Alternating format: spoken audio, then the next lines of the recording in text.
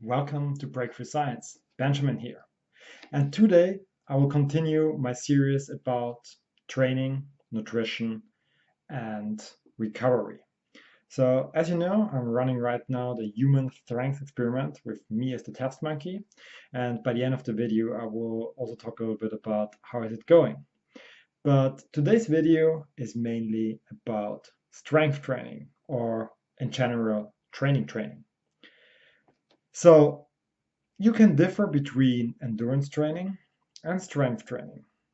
All types of sports you can think of are more or less one of those two. And you basically need both to get like the maximum effect for your health. Talking about your health, do you know how important sports is for your body, for your soul, for everything? No? Yes? I don't care. I will anyhow tell you. So, sports in general improve your chance of living a longer life.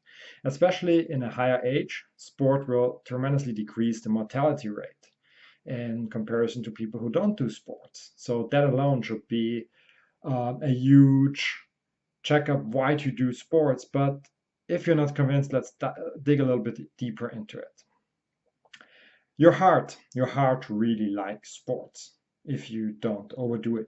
But in general, all or a high variety of heart diseases or malfunctions of your heart or cardiovascular system in general will be lowered by performing 2 to 3 times of exercise every week. And that's great. So we can actively help to live longer with a healthy heart. Also, your immune response, so your immune system will be stronger if you perform sports regularly. There are multiple studies showing both of them. It's quite obvious, but I have to mention it. Obesity. Obesity is much lower if you perform sports because you will just burn more calories and you will be just more active and your body won't be forced or won't be um, putting so much weight on or so much additional fat on. So that's a huge fact. And next to your immunity, also your hormone balance increases, or your hormone balance is more balanced out, I guess. So insulin sensitivity increases, which lowers your risk for diabetes, cortisol problems, or testosterone problems decrease, estrogen problems decrease. So there are multiple hormonal imbalances if you don't perform sports, and it's quite obvious because our body is basically made to perform sports. That's what we are evolutionary obliged to. So besides that, there are some neurobiological and psychological effects. For example, in the neurobiology, your memorizing capability increases. Why so? I don't know. There are some studies who ponder about why it is. And also, sports refreshes your brain, so it can help to just think of a problem in a different way then and help your effectivity. Sports, especially for children, is a great way to make friends, to build a team, to learn some critical social factors, which they will need in their entire life. So, okay, I stop. But just remember, sports are great. And if you don't perform sports, you should perform sports if you believe in science. And I hope you do, because otherwise you're at the wrong channel. Anyhow, sports are good, but how do you go for a real optimized training? If you're not looking to optimize training, you can stop, watch the video here, and just search for a play sport. So something where you're actively engaged, which makes you the most fun, and do it 2 to 3 times a week if you don't want to optimize your training. That's like my best advice. It's not a very scientific advice, but that's like my best advice, because you will only stay in a sport which is appealing to you and which you like. So that said, let's optimize training. How do you optimize your training? You should definitely, doesn't really matter which kind of sport play, or if you're doing any kind of sport play, you should definitely go for endurance and for weights or for strength training, because they are basically training different parts of your body, and together they help a lot. So what do I mean with that? Endurance training is great for your cardiovascular system, but lots of endurance training, like swimming or biking, will not give enough impact on your bones and also not enough impact on your muscles for the skeletal system. So you can supplement that with doing, for example, calisthenics, so body weight exercises, or going to the gym, or doing martial arts. So just by doing both type of training, you will get the best out, or the most out of it. And same is true if you're a weightlifter. Some weightlifters are really concerned about doing endurance training because they fear, or bodybuilder, they are really fearing that they will lose muscle. And there is kind of a reasoning behind it, because all types of strength training um, train a different type of muscle type. So they train like fast twitching muscles, while endurance training is going for slow switching muscle type. So the red muscle type is more trained with endurance training, and the white muscle type more with strength training. And there is a conversion rate. So you will not build necessarily muscle, but you will convert muscle. So if you overdo endurance training, or do a lot of endurance training, of course you will transform some of your fast muscle type into slow muscle type, and that looks like you lose muscle because the slow muscle type is also thinner and is with more blood, besides the fast muscle type bigger and less blood in there. Therefore, the colors white and red. So there's a kind of a reasoning why people are afraid of it, but nevertheless, look for your health, because if you only do weightlifting all the time and bodybuilding all the time without endurance training, you won't benefit as much because your cardiovascular health will not benefit. And also, it's kind of embarrassing if you have to hike, or if you go for a hike or some play sports like playing soccer with friends or so, and you can't keep up even though you train so much because you never train endurance. So if it's not your profession to look like a bodybuilder, then you definitely, and even they do like very low impact endurance training, but then you really should go for some endurance training. How much of either should I do? So that's actually a question: how much time do you have? It's sufficient to do 2 to 3 weightlifting and 2 to 3 endurance training to progress. It's sufficient to do 1 to 2 endurance training and 2 weightlifting sessions to stagnate, so to stay on the same level. And yeah, below that, you might even lose strength or endurance, even though you train something. So maybe you can stagnate, but on a lower point, then so you will lose something and stagnate there. That's because of the regeneration time of our muscles and of our whole body system. So if you want to progress, if you want to get better in what you do, you should have at least 2 to 3 units of endurance and strength, and they can be combined. So there are different ways of combining them depending on the focus, but they can be combined, and that means 2 to 3 times do something, which is not too bad. Thinking about back in the when we were just evolving as a species, where we were basically training continuously. So all of our life was a big training. So with that said, how do you benefit from those the most? So how do you benefit depends strongly which type of sports you do. If you're a soccer player, you will benefit of having a good basic endurance. So you should maybe focus on endurance, but you should also focus on sprints. For example, if you have the ball next to the technique, so the sprint is, for example, not an endurance training, but it's more for the fast twitching muscle type. So sprints are basically strength training. So that's like the kind of a balance you have to find for a soccer player. For a tennis player, it's a little bit different. For a golf player, it's completely different, because those have maybe to focus a little bit more on the technique. It's not really true. Soccer players have to focus on technique as well. But best thing to do if you want to do it for some of these play sports, ask your trainer. And don't fall into the pitfall that you only train the muscles which are necessary, which are the obvious necessary muscles. So don't only train like legs if you're a soccer player or tennis player, but also train the upper body just to get a better hormonal effect.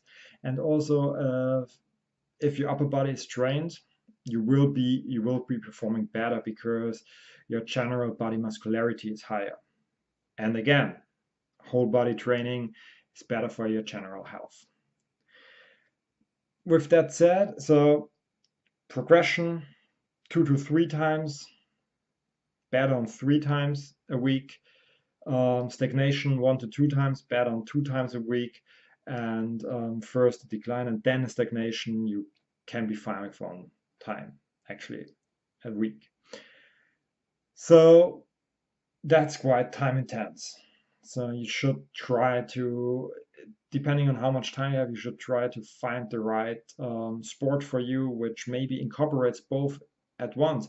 So a great example is boxing or martial arts, which have a lot of fast twitching, but also a lot of slow twitching movements, like the basic, the hit, the strike, the jab, and the cross. That's fast twitching, but the moving around and the long time training, that's slow. It's a slow switching muscle trap. So these kind of things can incorporate both if you want to try it out. Or football, so American football, has also kind of both, a little bit more focused on the fast twitching and so on. How do you design a training plan for if you want to go for strength training or if you're going for endurance training? I will start with the strength training and come back to the endurance training in 1 or 2 minutes. The strength training, it's important to train the same muscle group twice a week to get the optimal effect. So I'm not a big fan, even though they work, especially for bodybuilders, I'm not a big fan of splitting like 4 different muscle groups every week.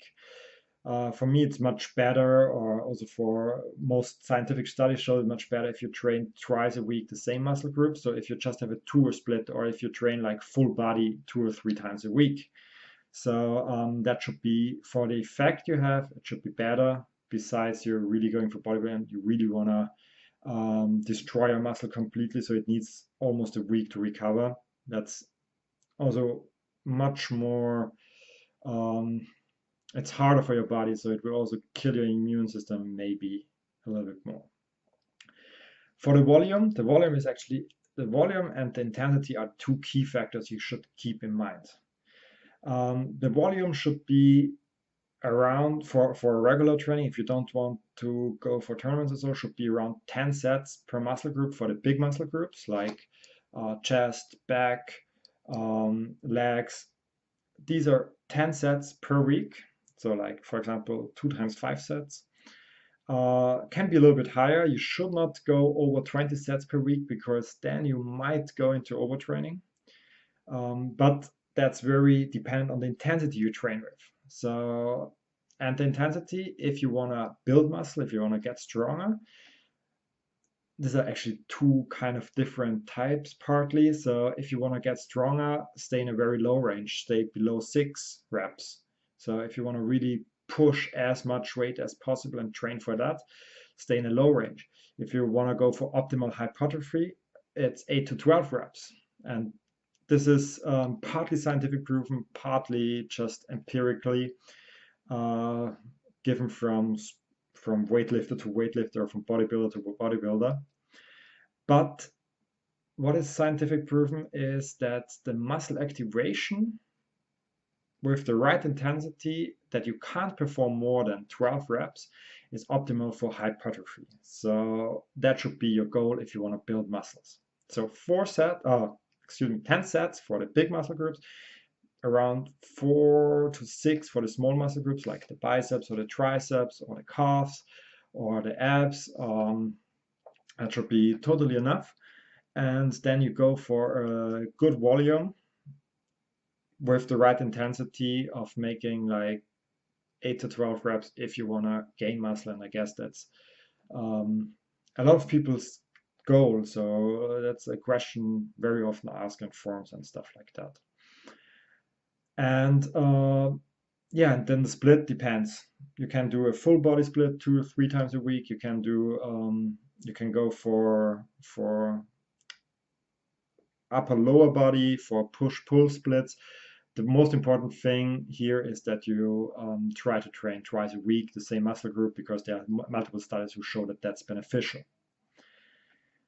With that said, did I forget anything about strength training? Yeah, don't skip leg day, because it will just help your general hormone balance. So you will produce more testosterone, you will produce more IGF, so growth factors, which will help your whole body grow if that's what you want to do.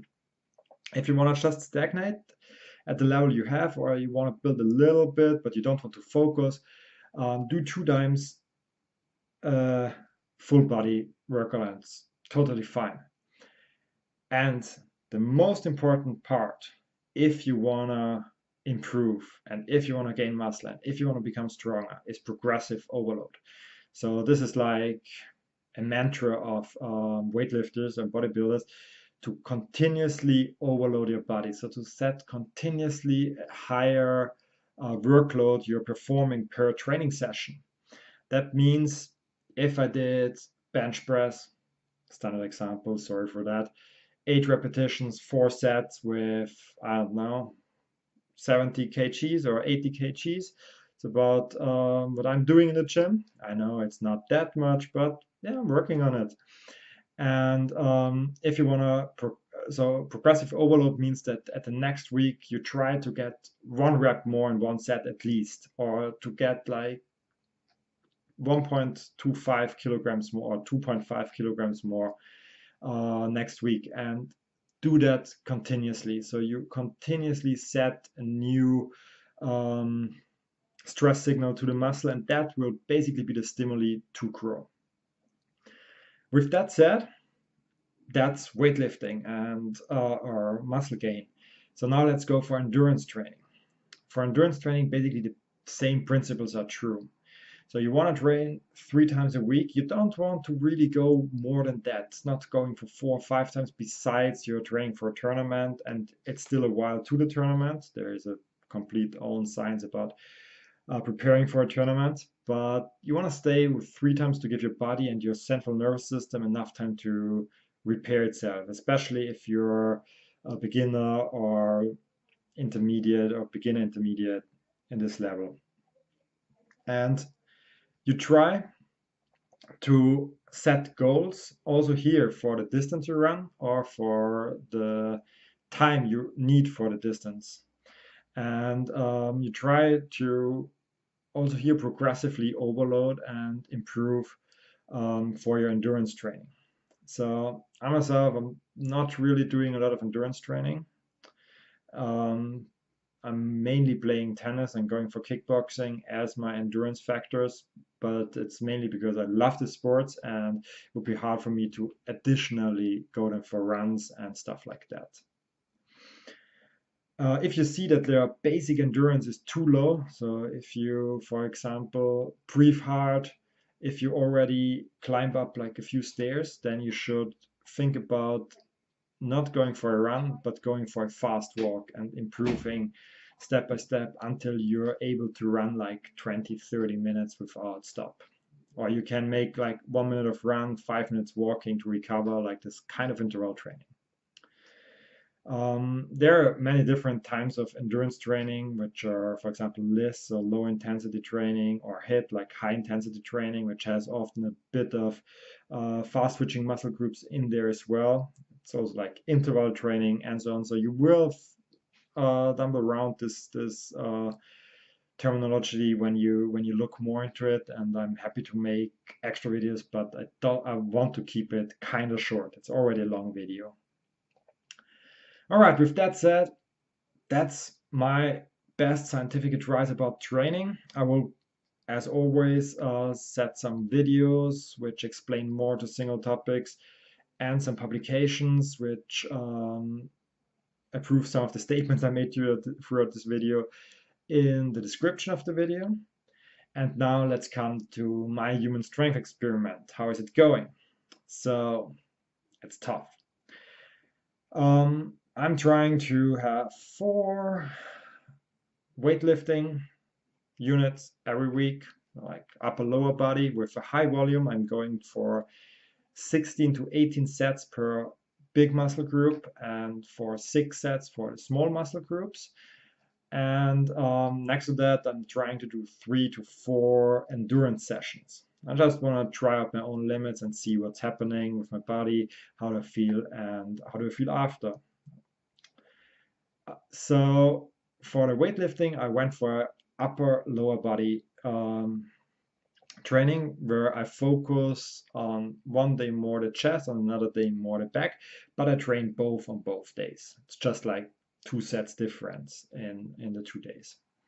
For the legs, I train 1 times more the hamstrings and the back of my leg, and the other day more the quads and the front of my leg. But again, also only 2 sets difference, and trying to balance it out a bit.